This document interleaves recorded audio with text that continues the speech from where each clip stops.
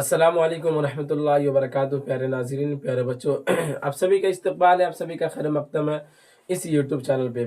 प्यारे बच्चों, मैं उम्मीद करता हूँ कि आप लोग अच्छे होंगे, बेहतर होंगे, खैर वाफियत से होंगे। जैसे कि हमने माक़बल में भी आपको बता चुका है कि हमारे इस चैनल पे यानी SY एजुकेशन सेंटर पे क्लास 10 से लेकर क्लास 12 तक की उर्दू की तैयारी कराई जा रही है। यानी कि 2025 में जो एग्ज़ाम होने वाला है उसकी तैयारी शुरू करा दी गई, उसकी तैयारी बड़े धूम धमाके से कराई जा रही है। तो आज हम आपके दरमियान लेकर हाजिर हुए क्लास 10 का चैप्टर नंबर 7 का सब्जेक्टिव सवाल और जवाब। यानी कि इस वाले वीडियो के अंदर हमने चैप्टर नंबर 7 जो है उसका सब्जेक्टिव सवाल और जवाब और ऑब्जेक्टिव सवाल और जवाब दोनों देखने वाले हैं। तो चलिए शुरू करते हैं। शुरू करने से पहले आपसे एक छोटा सा दरख्वास्त है कि आप इस चैनल पे अगर नए आए हों तो चैनल को सब्सक्राइब कर दें और दूसरों तक शेयर कर दें। तो चलिए शुरू करते हैं, देख लेते हैं। सबसे पहले नंबर में यहाँ पे जिक्र किया है सर सैयद की पैदाइश कब हुई। क्या बयान किया बाबू कि सर सैयद की पैदाइश कब हुई? तो उसके जवाब में जिक्र किया सर सैयद की पैदाइश 1817 ईस्वी में हुई थी। यानी कि सर सैयद साहब की पैदाइश जो हुई थी 1817 ईस्वी के अंदर हुई थी। उसके बाद बयान करते हैं सर सैयद की वालिदा का नाम क्या था। तो उसके जवाब में जिक्र करते हैं कि सर सैयद की वालिदा का नाम अजीजुन्निसा बेगम था। 3 नंबर सवाल है कि सर सैयद की वफात कब हुई। तो उसके जवाब में जिक्र किया सर सैयद की वफात 1898 ईस्वी में हुई थी। ठीक है ना। 4 नंबर सवाल देखिए। 14 नंबर सवाल कहता है बाबू सर सैयद का कौन सा मजमून आपके निसाब में शामिल है। तो उसके जवाब में जिक्र किया सर सैयद का मजमून रिया निसाब के अंदर क्या है, शामिल है। तो ये रहा आपके दरमियान मुख्तसर सवालात और उसके जवाबात। चलिए अब इसके आगे ऑब्जेक्टिव सवाल और जवाब देख लेते हैं। सवालात में जवाबात यानी कि ऑब्जेक्टिव सवाल और जवाब देख लेते हैं। ठीक है ना। तो सबसे पहले नंबर में जिक्र किया सर सैयद साहब कितने सन में पैदा हुए, यानी कि इनकी पैदाइश के बारे में पूछा गया कि सर सैयद अहमद खान साहब जो थे वो कितने सन में पैदा हुए थे। तो उसके जवाब में जिक्र किया 1817 ईस्वी में इनकी पैदाइश हुई थी। 2 नंबर सवाल कहता है सर सैयद साहब की तरबियत किसके ज़ेरे साया हुई थी। तो जवाब में जिक्र किया उनकी माँ, यानी कि इनकी जो तरबियत हुई थी तो इनकी माँ के ज़ेरे साया इनकी क्या हुई थी बाबू, तरबियत हुई थी। 3 नंबर सवाल कहता है कि सर सैयद का कौन सा मजमून आपके निसाब में शामिल है। तो उसके जवाब में क्या जिक्र किया, रिया। ठीक है ना। या के सवाल के अंदर इस तरह से भी आप बना सकता है कि आपके निसाब के अंदर रिया के लिखने वाले कौन है, रिया के मुसन्निफ कौन है, या कि रिया के राइटर कौन है। ठीक है ना। तो उसमें से 4 ऑप्शन में से एक ठो चूज करके आपको सही जवाब पर टिक लगाना होता है। जिनमें से सर सैयद अहमद खान जो है रिया मजमून जो है उसके लिखने वाले मुसन्निफ है। ठीक है ना। 4 नंबर सवाल कहता है कि सर सैयद की वफात कब हुई थी, यानी कि सर सैयद साहब की वफात कितने साल में हो गई थी। तो उसके जवाब में जिक्र किया 1898 ईस्वी में सर सैयद अहमद खान जो थे वो इस दुनिया से चल बसे, इस दुनिया से वो चले गए। 5 नंबर सवाल कहता है सर सैयद ने अलीगढ़ में कौन सा इदारा कायम किया। तो उसके जवाब में जिक्र किया मुस्लिम यूनिवर्सिटी। गोया कि अलीगढ़ में सर सैयद अहमद खान ने मुस्लिम यूनिवर्सिटी के नाम से एक इदारा कायम किया था जो आगे चलकर बहुत बड़ा पूरी दुनिया में उसकी मारूफ व मशहूर, यानी कि वो काफ़ी उसकी शोहरत हो गई, जैसे कि आप जानते हैं। चलिए अब अगला सवाल देख लेते हैं। 6 नंबर सवाल कहता है कि सर सैयद का मकसद हयात क्या था, यानी कि सर सैयद अहमद खान जो थे इनकी ज़िंदगी में जीने का मकसद क्या था। तो उसके जवाब में क्या जिक्र किया, कौम की इस्लाह। यानी हमेशा ये सोचते थे कि हम लोगों की इस्लाह करें, लोगों की भला करें, जो लोग गलत राह पे हैं उसको हम सीधा राह दिखाएं। हमेशा उनके फिक्र में यही बातें रहती थी। आ रही बात समझ में। चलिए 7 नंबर सवाल देखते हैं। सर सैयद को किस सिन्फ अदब का मुजिद कहा गया है।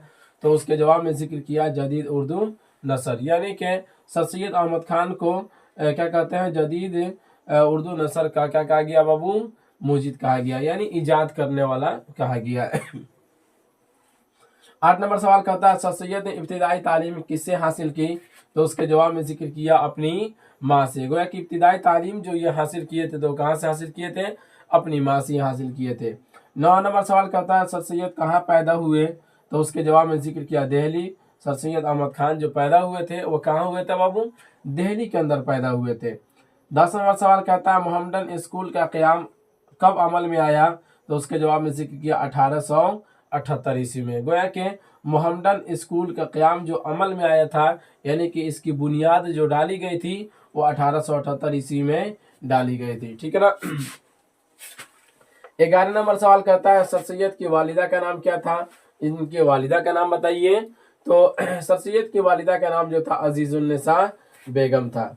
12 नंबर सवाल कहता है सर सैयद के वालिद का नाम क्या था, इनके वालिद मोहतरम का नाम क्या था, तो उसके जवाब में जिक्र किया मीर मुत्तकी। क्या था बाबू, इनके वालिद साहब का नाम मीर मुत्तकी था। 13 नंबर सवाल कहता है सर सैयद को कितने सन में सर का खिताब मिला, यानी कि आप बार बार उनके नाम के अंदर जो देखते हैं सर सैयद अहमद खान, सर सैयद अहमद खान, बार बार जो उनके नाम के आगे जो देखते हैं तो ये सर का खिताब जब मिला था तो कितने सन में मिला था, तो उसके जवाब में जिक्र किया 1878 ईस्वी में। यानी कब मिला था, 1878 ईस्वी में सर सैयद अहमद खान को सर का खिताब मिला था। 14 नंबर सवाल कहते हैं सर सैयद अहमद खान कहाँ मदफून हुए, यानी कहाँ इनको दफन किया गया, तो उसके जवाब में जिक्र किया अलीगढ़ में। कहाँ दफन किया गया था, अलीगढ़ के अंदर सर सैयद अहमद खान को दफन किया गया था। 15 नंबर सवाल कहता है सर सैयद साहब ने कौन सा रिसाला जारी किया, तो उसके जवाब में जिक्र किया तहजीबुल अखलाक। कौन सा रिसाला जारी किया था, तहजीबुल अखलाक रिसाला जारी किया था। तो ये रहा आपके दरमियान मारूसी सवालात यानी ऑब्जेक्टिव सवाल और उसके जवाबात। तो अभी हमने शुरू में जिक्र किया था कि जो भी आपके निसाब के अंदर आपकी किताब के अंदर जो सवालात दिए गए थे, यानी कि 4 सवालात दिया गया था, उसको भी हमने हल करा दिया। मारूसी सवालात भी यानी कि ऑब्जेक्टिव सवाल और उसके जवाब को भी हमने हल करा दिया। चलिए अब देख लेते हैं अगला। अब मुख्तसर सवालात मा जवाबात, यानी कि आप अपनी किताब में देखेंगे इसमें से तकरीबन 3 सवालात दिए गए हैं, तो तीनों के यहाँ पे जवाब के साथ हम हल कर लेते हैं। सबसे पहले नंबर में जिक्र किया है सर सैयद की ज़िंदगी में 5 जुमले, सर सैयद की ज़िंदगी के बारे में 5 जुमले लिखिए। तो देखिए यहाँ पे उसके जवाब भी जिक्र कर दिया गया है। सर सैयद अहमद खान की पैदाइश 1817 ईस्वी को दिल्ली में हुई। उनके वालिद का नाम मीर मुत्तकी था और उनकी वालिदा अजीजुन्निसा बेगम थी। उसके बाद बयान करते हैं बहुत ज़ी शऊर खातून थी, यानी कि इनकी वालिदा जो थी बहुत ज़ी शऊर खातून थी। सर सैयद के मोरिस शाहजहाँ के ज़माने में हिंदुस्तान आए और मुगलिया हुकूमत के बड़े ओहदों पर फायज हुए। उनका ख़ानदान इल्मी और मजहबी था। सर सैयद की तालीम और तरबियत में उनके वालिदा का बड़ा हाथ था। तालीम से फरागत के बाद सर सैयद ने ईस्ट इंडिया कंपनी में मुलाजमत इख्तियार की। मुलाजमत से कामयाबी के साथ सुबकदोशी के बाद सर सैयद ने अलीगढ़ में कौम की तालीम के लिए MAO कॉलेज खोला, जो आगे चलकर अलीगढ़ मुस्लिम यूनिवर्सिटी के नाम से मशहूर हुआ। सर सैयद ने फिर पीछे मुड़कर नहीं देखा और तादम आखिर कौम की इल्मी व अदबी खिदमत में मसरूफ़ रहे। तो ये रहा सर सैयद अहमद साहब की ज़िंदगी के बारे में 5 जुमले। इसी तरह आप मशक करने से फिर क्या होगा कि आने वाले एग्ज़ाम में जो इस तरह के अगर सवालात दे दिए जाते हैं तो फिर आपके लिए सवालात का जवाब देना आसान हो जाएगा। अगला सवाल 2 नंबर सवाल कहता है दर्ज झेल अल्फाज को जुमलों में इस तरह इस्तेमाल कीजिए कि जिन्स ज़ाहिर हो जाए। तो यहाँ पे जिन्स का मतलब ये होता है उसकी मादियत और उसकी हकीकत ज़ाहिर हो जाए। जैसे कि मोती, तो यहाँ मोती के बारे में मोती की जिनसियत क्या होती है बाबू, यानी मुज़क्कर और मुअन्नस होना। ठीक है ना, यानी मुज़क्कर और मुअन्नस होना इस तरह से इस्तेमाल करना कि उसके मुज़क्कर और मुअन्नस होने के बारे में क्या हो जाए, ज़ाहिर हो जाए, पता चल जाए। तो ये मोती किताब वक्त नाम देखिए सबसे यहाँ पे जुमला भी बनाकर जिक्र कर दिया है। मोती चमकीला होता है, गोया कि मोती मुज़क्कर है। वक्त नमाज का वक्त हो गया है। कलम मेरा कलम नया है। किताब मेरी किताब नई है। नाम तुम्हारा नाम क्या है। ठीक है ना। 3 नंबर सवाल कहता है कि मजमून के बारे में 5 जुमले लिखिए। तो जवाब में जिक्र किया ज़ेरे निसाब मजमून रिया सर सैयद अहमद खान का एक इस्लाही मजमून है। इस मजमून में सर सैयद ने रिया की नहूसत और ख़राबियों को बयान किया है। रिया एक तरह का अखलाकी ऐब है जिसका आज के लोग यूँ तजज़िया करते हैं कि दिल में बात कुछ हो और ज़ाहिर कुछ और किया जाए, लेकिन हकीकत यह है कि रिया का ऐब सिर्फ़ उसी हद तक महदूद नहीं रहता, बल्कि अक्सर ऐसा होता है कि समझने वाला ख़ुद मुगालते में रहता है